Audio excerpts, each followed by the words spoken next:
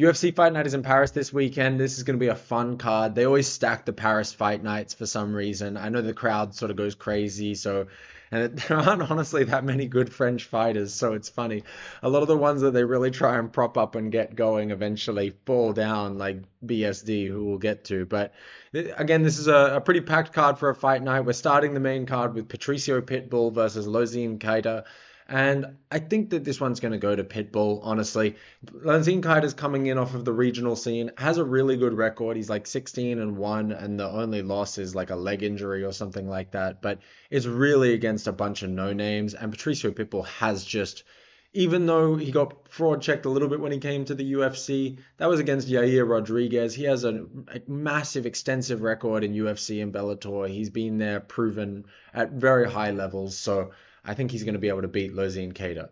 It seems like this is more of a tune-up fight for Patricio so that he can get back into his rhythm, maybe like knock out an up-and-coming guy and, get back to what he wants to do. So that I'm going Patricio Pitbull. I'm going to go by KO in, I'm going to say honestly, I'm going to go first round KO. I think this is going to be Patricio showing what he has the potential to do and give himself some confidence to be able to go there in the future. And everyone's going to come out of this going like, where was this Patricio before? But it's because it's against some guy who's fought a bunch of cans. Anyway, moving on to Axel Sola versus Rhys McKee. This is the other way around. Rhys McKee has fought the highest level of competition. In his UFC debut, he actually fought Khamzat Chimaev, crazy enough. But he got destroyed. I don't think he actually landed a punch within 2 rounds on that fight.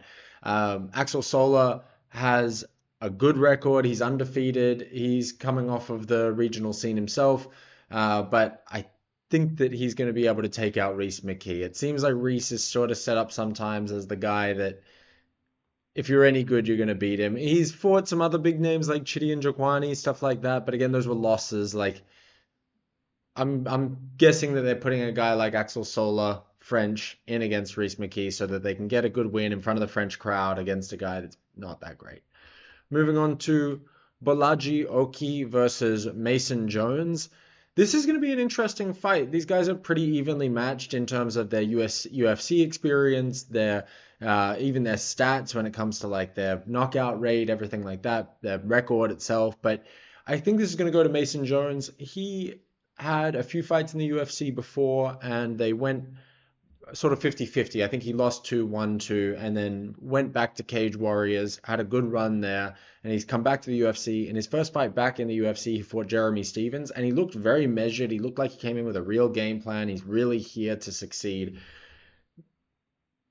I heard someone talking about his speed. Potentially, he can be a bit slow, and that can be true, but I really do think that he will have a game plan ready, and he's going to win this by decision. I'm going Mason Jones by decision. Bolaji Oki could land a knockout. He has, half of his wins are by knockout, but I don't see it. I think that Mason Jones is a bit too good defensively, and Bolaji Oki is not Jeremy Stephens, in my opinion. Moving on to Modestas Bukauskas versus Paul Craig. I think I wanted to go with Paul Craig here. I really did. And I heard people were going against him, and it's so easy to go against Paul Craig because he's on such a skid, but he is a good fighter. My problem is he just sort of doesn't, as opposed to Mason Jones, Paul Craig does not game plan very well. Or it's like maybe he's just not good at executing his game plan because he can't get things to the ground. But I just don't see how.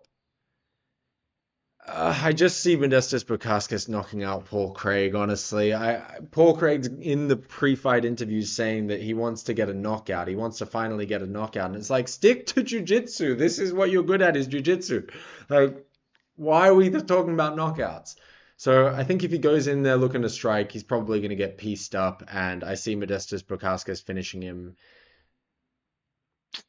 I think this could also be a first-round knockout. Moving on to Benoît Saint Denis versus Maurício Ruffy. I'm excited for this fight. This is going to be a lot of fun. I know the French crowd is going to want Benoît Saint Denis to... Every time I see BSD's face, it just reminds me of the guy from Up, and it makes me laugh. This fight is going to be fun.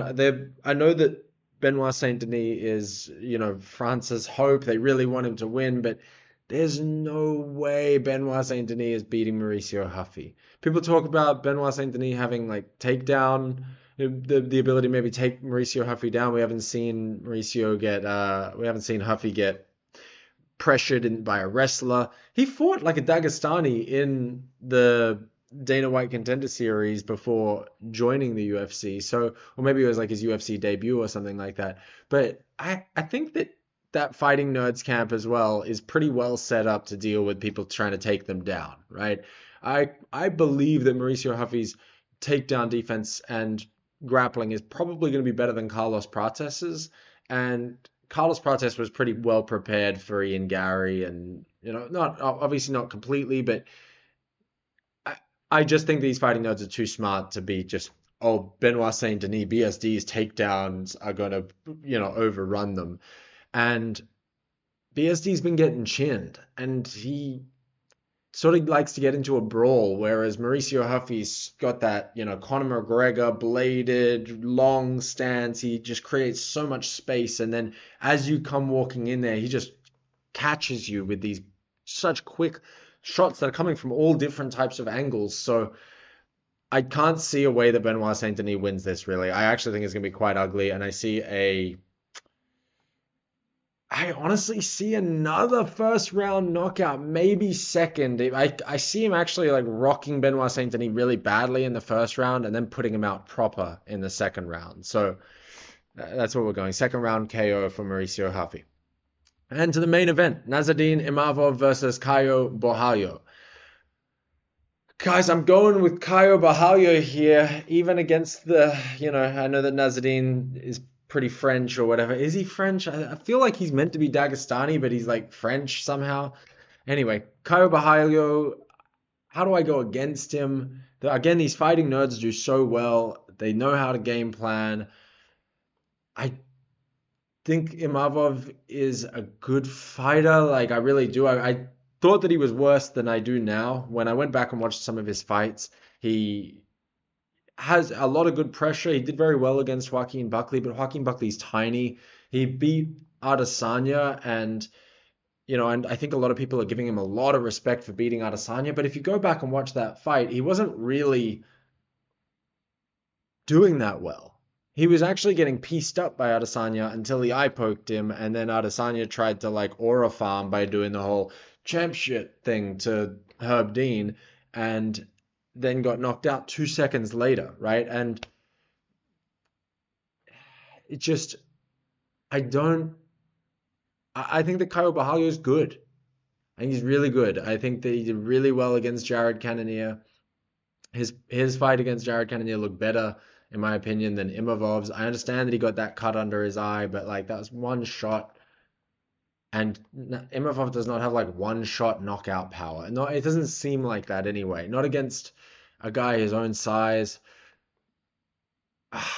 Borralho is good at keeping distance, especially early in the fight, though he does seem to get a bit exhausted. But I don't think that Imavov has the best gas tank either.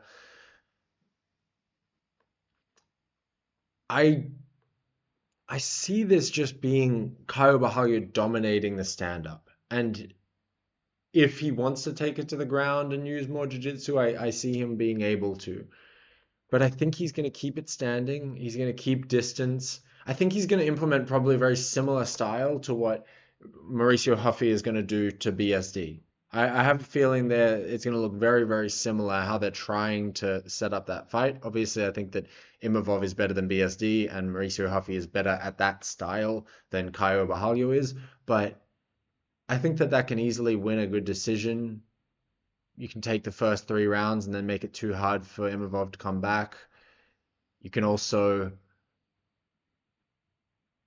you can just damage it. I mean, Borralho can land shots, can rock. He basically finished Cannonier in their fight. Like, I think if he'd have let Cannonier try and stand back up, he could have had a walk-off KO the same way that Maurício Ruffy and these guys usually do. So it's also interesting because Borralho understands that if he gets like a spectacular finish in this fight, he's probably fighting Hamzat for the belt. And I think he's prepared for that moment. People do talk about the weight cut. He cut weight recently. Yeah, how big? Who cares that much? Imavov's not like a gigantic middleweight, and people make too much of a thing about like how much these guys weigh. They're all elite fighters. Like their skill is the most important thing. Like yes, when you see like Adesanya go up against Jan Blachowicz, you see that that size difference can be really hard to deal with. But this is not that. It's really not. So I just it feels like Borralho's gonna win. You know what I mean? It feels like these fighting nerds are on their path. They're talking about all four being champs at the same time. They're like super locked in. Whenever you watch them, they're like locked into the moment. They really, really are. I'm not trying to like make them seem immortal or anything. I understand that like Prates lost his fight against Ian Gary because he sort of just thought he was going to be able to go in there and smash him. But they seem very disciplined. They seem very willing to learn. They seem like they game plan at another level compared to a lot of these other UFC fighters. And I don't rate Imavov as highly as his ranking suggests that he is. I don't like the way that the rankings are. I think, okay, you beat Adesanya. Does that just make you number two or number one? You know what I mean? It's like, I guess it does, but like, whatever. I'm going Caio Borralho. Either by like fourth round KO, like he said himself, or if he can't make that happen, a decision. But I like that he called his shot at fourth round KO, and I could see that happening. He's just winning the first three rounds. It ends up dominating. Imavov's like losing steam, and then basically gets drowned. I could see that being the case. I could see this being like a complete outclassing from Caio Borralho to Imavov.